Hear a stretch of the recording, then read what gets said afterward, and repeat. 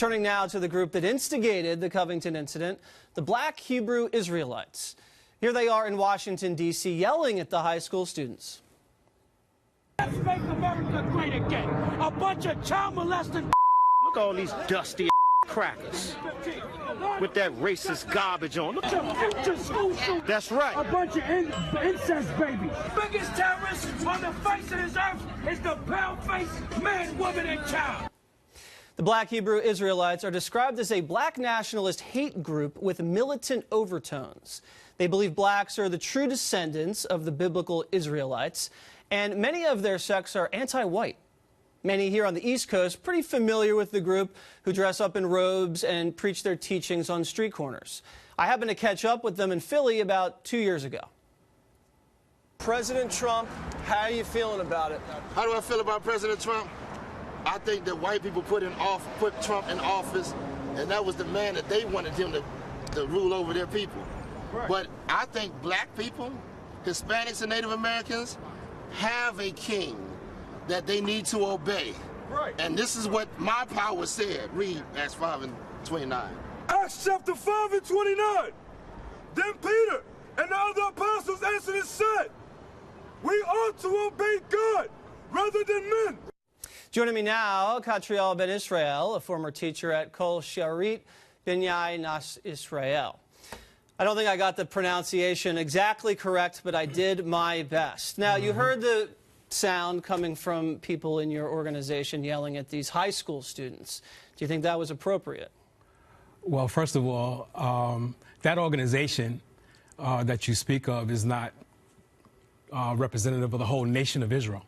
We're descendants by seed, by heritage of this people called Israel. So you condemn these people that were hurling that kind of hateful language at the students? Well, I don't know if it's quite hateful. It wasn't quite hateful. Crackers, incest babies, child molesters. What do you consider that, love? Well, they have a way and a style that they bring their message to the people. What's that message, though? That's a hateful message. That's their style. That's their style, and it's pretty hateful. Come on, you're a smart man. I'm not hateful. I'm an Israelite, but I'm not hateful. Okay, well, that was pretty hateful. I think you would agree that was hateful language? There's a lot of hate in America that's not really initiated by what you want to say Israelite groups like that. But you wouldn't agree with me that that was hateful language directed at the Covington boys by this Black Israelite group? I don't know what initiate that. What did the confrontation bring forth? Okay, listen, I haven't seen all of the video. I've just seen what was said to the Covington boys. We didn't see anything coming from the other side directed at the Black Israelites. It's basically slanted. We don't know why they responded in the way they did. You just giving me one side of the story, so. Okay. Is it okay to disparage other ethnicities in the Black Israelite group? Well, you keep calling it a group. Every nation religion. has... It's not a religion, it's nationality. Okay. Is your nationality okay with disparaging other racial groups? No, not at all. Okay. That's good. I'm glad you said that. Yes. Is there a problem right now with the Black Israelites? Are they angry at something specific? What's the beef? Well, from my perspective, we've been in captivity for 400 years. We've been denied our heritage, our land, what rightfully belongs to us as a people. We've been here for 400 years. We've had miseducation in regards to what belongs to us nationally or ethnically as servants to this country. So what belongs to you specifically? Specifically, what belongs to us is the land. In America? No. In Israel? Absolutely. Okay, so you here are in America, and you want the land in Israel to be given back to you? Absolutely. Because you believe it's rightfully yours? Absolutely. Okay, so you probably have to fight with the Palestinians over that. Well, it's a fight. Because they think it's theirs too. So a lot of people think it's theirs, but prophecy says the children of Israel will return to their land from the scattered places that we've been scattered. Okay. Your group has been called a hate group? Well, you keep saying my group. The children of Israel came over here in slave ships. And we're in churches, we're in mosques, we're in various religious doctrines that have been perpetrated on us as a captive slave body of people.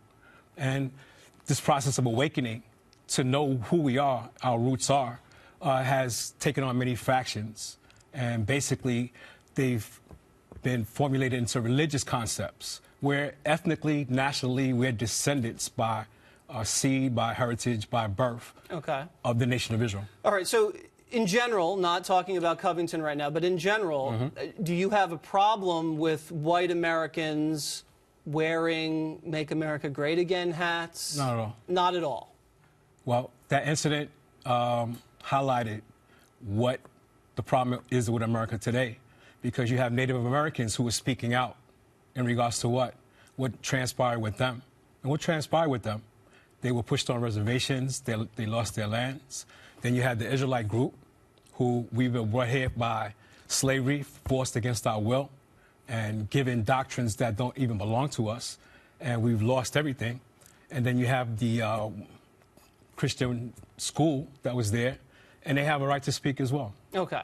I do think some of your members are giving you guys a bad name. Let's just watch some recordings of some of the language that you guys have been using. Roll the tape. That's right. Y'all are going into slavery for enslaving so-called blacks, Hispanics, and Native Americans. All right?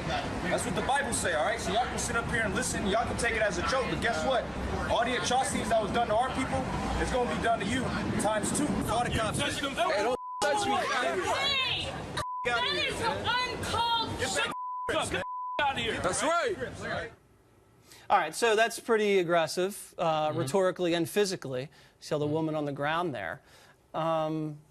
This is representative of that nationality. Anytime anybody hears about the Black Israelites, that's what they think of. Now, I know you're saying that, you know, they don't speak for everybody, but they actually do, because that's all everybody sees. Well, you could say that about the Ku Klux Klan and neo-Nazis and skinheads as well. Does that represent you? Do you believe it does? Well, not really.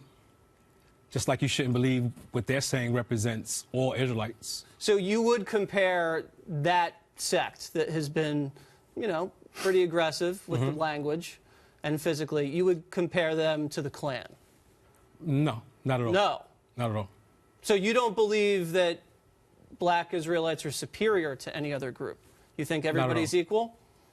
Absolutely. We're all nations on the earth.